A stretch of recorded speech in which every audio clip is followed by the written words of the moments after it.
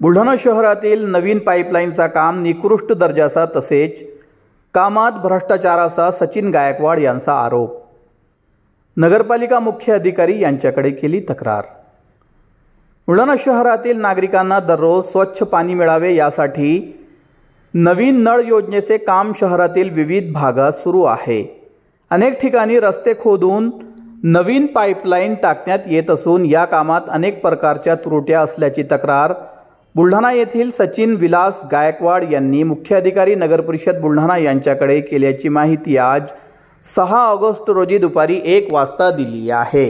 या निवेदनात नमूद करण्यात आले आहे की निकृष्ट दर्जाचे साहित्य वापरून अर्धा इंची निळ्या रंगाची पाईपलाईन ही प्लास्टिकची वापरण्यात आली, जी अनेक ठिकाणी आतून दाबली, वाकडी झाली तसेच चेनल्या गेली आहे।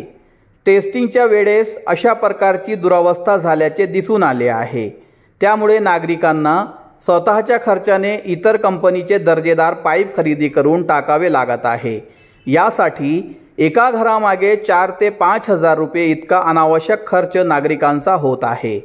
काही ठिकाणी नाल्यामधून पाईप टाकण्यात आले आहे, त्यामुळे भविष्यात पाईपलाईन लिकेज झाल्यास नाल्यातील सांडपाणी घरापर्यंत पोहोचून नागरिकांच्या आरोग्यास धोका निर्माण होऊ शकतो। ज्या ठिकाणी रस्ते खोदण्यात आले त्या ठिकाणी मूळ स्वरूपात रस्ता दुरुस्ती करण्यात आली नाही, केवळ खडी व सिमेंट टाकून काम करण्यात आले आहे। त्यामुळे राहदारीस अडथळे निर्माण होत आहे।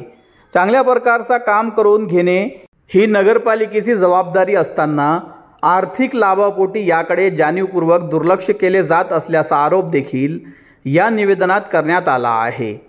बुलढाणा शहरातील पाईपलाईनच्या कामात झालेल्या भ्रष्टाचाराची सखोल चौकशी होईपर्यंत ठेकेदाराला देयके अदा करू नये ही मागणी सुद्धा सचिन गायकवाड यांनी केली आहे।